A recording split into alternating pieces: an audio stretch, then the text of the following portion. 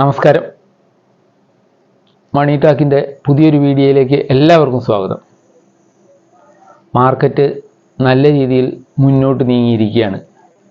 ഈ ആഴ്ചയിലെ തുടക്കം മുതൽ തന്നെ മാർക്കറ്റിന് നല്ല മുന്നേറ്റത്തിനുള്ള ഊർജം ലഭിക്കുകയുണ്ടായി. തിങ്കളാഴ്ച മാർക്കറ്റ് തുടങ്ങിയത് GDP വളർച്ച താഴോട്ട് പോയി എന്നുള്ളതിൽ നിന്നാണ് 5.4% GDPയുടെ വളർച്ച താണു. എല്ലാവരും പ്രതീക്ഷിച്ചിരുന്നതിലും ഒരുപാട് താഴെയായിരുന്നു. അപ്പോൾ മാർക്കറ്റ് അതിനനുസരിച്ച് പ്രതികരിക്കും, മാർക്കറ്റിൽ അതൊരു നെഗറ്റീവ് ന്യൂസാണ്, നല്ല രീതിയിൽ താഴോട്ട് വരും എന്നൊക്കെ കരുതിയാണ് ആളുകൾ ഇരുന്നത്. രാവിലെ ഓപ്പണിങ്ങിൽ അതിനൊരു സാധ്യതയുണ്ടാവുകയും ചെയ്തു, കുറേയൊക്കെ താഴെ വരികയും ചെയ്തു. അത് പക്ഷേ നിലനിർത്താനായില്ല. വീണ്ടും മാർക്കറ്റിൽ ബൈയിങ് വരികയും അതെല്ലാം തിരിച്ചു പിടിക്കുകയും ചെയ്തു. മാർക്കറ്റിൻ്റെ ഇപ്പോഴത്തെ ട്രെൻഡ് പോസിറ്റീവ് തന്നെയാണ്.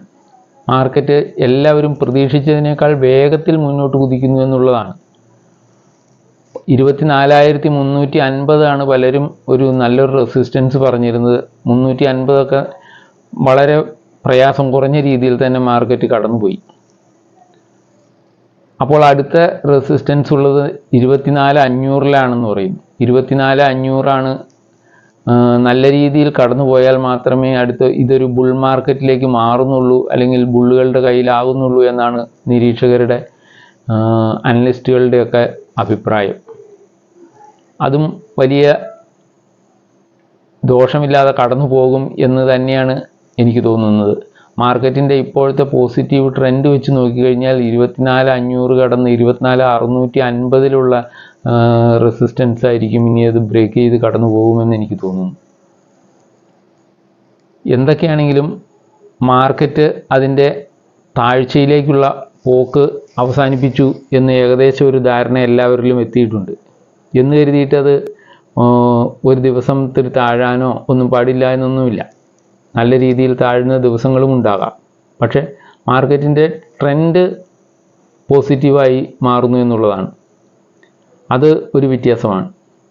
ആ രീതിയിൽ തന്നെ ആയിരിക്കും മാർക്കറ്റിന് പെരുമാറുക എന്ന് ഏകദേശം ഒരു ധാരണയിൽ എല്ലാവരും തന്നെ എത്തിയിട്ടുണ്ട് എന്ന് എനിക്ക് തോന്നുന്നു. അതാണ് തിങ്കളാഴ്ച GDP 5.4% ഏകദേശം 1% കൂടുതൽ, എല്ലാവരും പ്രതീക്ഷിച്ചതിനേക്കാൾ 1% കൂടുതലാണ് താഴോട്ട് പോയത്. അത് മാർക്കറ്റ് മൈനസ് ചെയ്തില്ല. അത് മാർക്കറ്റ് ആ നെഗ്ലക്റ്റ് ചെയ്തുകൊണ്ട് അതിന് മുന്നോട്ട് പോവുകയാണ് ഉണ്ടായത്. അപ്പോൾ തീർച്ചയായിട്ടും മാർക്കറ്റിൻ്റെ ട്രെൻഡ് പോസിറ്റീവായി മാറുന്നു എന്നുള്ളതാണ് അതിൽ നിന്ന് മനസ്സിലാക്കേണ്ടത്. ഇന്നും നല്ല രീതിയിൽ തന്നെ ശക്തമായി ആരംഭിച്ചു, ശക്തമായി തന്നെ അവസാനിപ്പിക്കുകയും ചെയ്തിട്ടുണ്ട്. മുൻനിര ഷെയറുകൾ തന്നെയാണ് അതിൽ കൂടുതൽ മുന്നോട്ട് കൊണ്ടുപോയത് എന്നുള്ളതാണ് ഒരു വ്യത്യാസം. ഇന്ന് ബാങ്കിങ് മേഖലയായിരുന്നു ഏറ്റവും ശക്തമായി മുന്നോട്ട് നിന്നത്. HDFC ബാങ്ക് മുന്നിൽ നിന്ന് നയിച്ചു. ബാക്കിയുള്ള ബാങ്കുകൾക്കെല്ലാം ചലനങ്ങളുണ്ടായി. HDFC ആയിരുന്നു ഏറ്റവും നല്ല രീതിയിൽ മുന്നേറിയത്. എല്ലാ കാലത്തെയും ഹൈ ആണത് കാണിച്ചിട്ടുള്ളത്. ഞാൻ ഇത് പറയുന്നത് തുടങ്ങുമ്പോൾ തന്നെ HDFCയുടെ കാര്യങ്ങൾ നേരത്തെ തന്നെ വളരെ മുമ്പേ പറഞ്ഞു തുടങ്ങിയ ഒരാളാണ്. അതിനൊരു 2,100 ഞാൻ ലക്ഷ്യം വെച്ചിട്ടുള്ള ആളാണ്.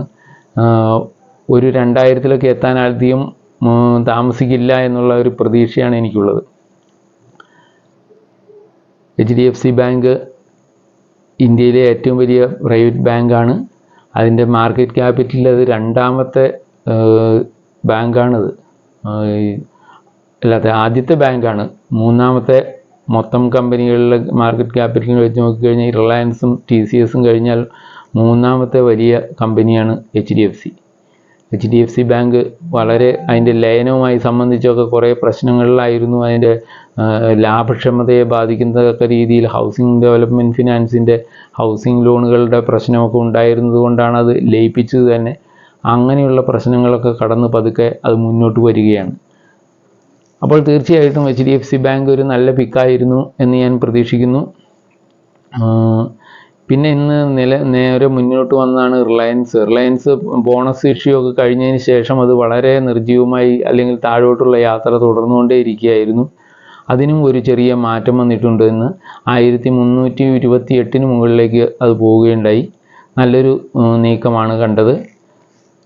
റിലയൻസ് പക്ഷേ ഒരുപാട് മുന്നോട്ട് പോകാൻ പെട്ടെന്ന് പോകുമെന്നൊന്നും പറയാൻ പറ്റുന്ന ഒരു ഷെയറല്ല.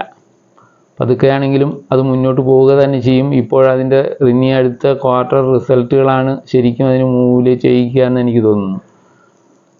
അപ്പോൾ ആ രീതിയിൽ തന്നെ അതിനെ കണ്ടാൽ മതി. ഉടനെ തന്നെ അതാവുമെന്നൊന്നും പ്രതീക്ഷിച്ച് വാങ്ങാതിരിക്കുക. മറ്റൊരു ന്യൂസ് ഇന്നുള്ളത് 22,000 കോടി രൂപയുടെ ഡിഫൻസ് ഓർഡറുകൾക്ക് കേന്ദ്ര ഗവൺമെൻറ് അംഗീകാരം നൽകിയിട്ടുണ്ട് എന്നുള്ളതാണ്. അത് ഹൈസ്പീഡ് വാട്ടർ സ്പീഡ് ബോട്ടുകളെ നൽകുന്നതിനൊക്കെ, ഡിഫൻസിന് നൽകുന്നതിനൊക്കെയുള്ള ഓർഡറുകളാണ്. അത് ഗാർഡൻ റീച്ച് ഷിപ്പ് ബിൽഡേഴ്സിന് മികച്ച നേട്ടമാകുമെന്ന് പറയുന്നു. മറ്റുള്ള ഇലക്ട്രോണിക്സ് ഉപകരണങ്ങൾക്ക് വേണ്ടിയുള്ള ഓർഡറുകൾ BELന് ലഭിക്കാൻ സാധ്യതയുണ്ടെന്ന് പറയുന്നു. ഇതൊക്കെ പുതിയ രീതിയിൽ ഗവൺമെൻറ് സ്പെൻഡിങ് കൂട്ടാനുള്ള ഒരു പ്രവണതയാണ് കാണിക്കുന്നതെന്ന് എനിക്ക് തോന്നുന്നു. അത് ആ രീതിയിൽ മാത്രമേ ഇനി GDP വളർച്ചയിലേക്ക് കൊണ്ടുവരാൻ പറ്റുകയുള്ളൂ എന്നുള്ള യാഥാർത്ഥ്യം സാമ്പത്തിക വിദഗ്ധർ കണ്ടെത്തി കഴിഞ്ഞിട്ടുണ്ടാവും. അതുകൊണ്ട് തന്നെ അടുത്ത റിസർവ് ബാങ്കിൻ്റെ അവലോകനം വെള്ളിയാഴ്ച വരികയാണ്. അപ്പോൾ വെള്ളിയാഴ്ച പ്രഖ്യാപിക്കുന്ന അവലോകന റിസൾട്ടുകളിൽ തീർച്ചയായിട്ടും ഇതെല്ലാം പ്രതിഫലിക്കുമെന്നാണ് തോന്നുന്നത്. മാർക്കറ്റിൽ ഉണ്ടായ കൂടിയ ഇൻഫ്ലേഷൻ വന്നു എന്നുള്ളത് പ്രതിഫലിക്കാൻ സാധ്യതയുണ്ട്. അതുപോലെ തന്നെയാണ് GDP താണുപോയി എന്നുള്ളത്. ഇതിനിടയിൽ RBIയുടെ മുകളിൽ നല്ലൊരു പ്രഷറുണ്ട്. ഇൻട്രസ്റ്റ് റേറ്റ് കുറയ്ക്കുമെന്ന് എല്ലാവരും കരുതിയിരുന്നതാണ്. അതിപ്പോൾ ഇൻഫ്ലേഷൻ കൂടി നിൽക്കുന്നതുകൊണ്ട്, അല്ലെങ്കിൽ ഫുഡ് ഇൻഫ്ലേഷൻ്റെ പേരിൽ അത് ഒരുപാട് കൂടി നിൽക്കുന്നത് കൊണ്ട് അങ്ങനെ ചെയ്യുമോ എന്നാണ് എല്ലാവരും ഉറ്റുനോക്കുന്നത്. യഥാർത്ഥത്തിൽ മാർക്കറ്റിൽ കണ്ട പ്രകടനങ്ങൾ വെച്ചുകൊണ്ട് തന്നെ അത് റിസർവ് ബാങ്ക് അതിന് മറുപടി നൽകുമെന്ന് ഞാൻ പ്രതീക്ഷിക്കുന്നു. 4% CRR കുറയ്ക്കുക എന്നുള്ളത് നടക്കുമെന്ന് തന്നെയാണ് എനിക്ക് തോന്നുന്നത്. കാരണം GDPയുടെ വളർച്ച താഴോട്ട് പോയത് ഒരുപാട് താഴോട്ട് പോയി RBI കണക്ക് കൂട്ടിയതിലും. അപ്പോൾ തീർച്ചയായിട്ടും അതിനെ നമുക്ക് മുന്നോട്ട് കൊണ്ടുവരേണ്ട ആവശ്യമുണ്ട്.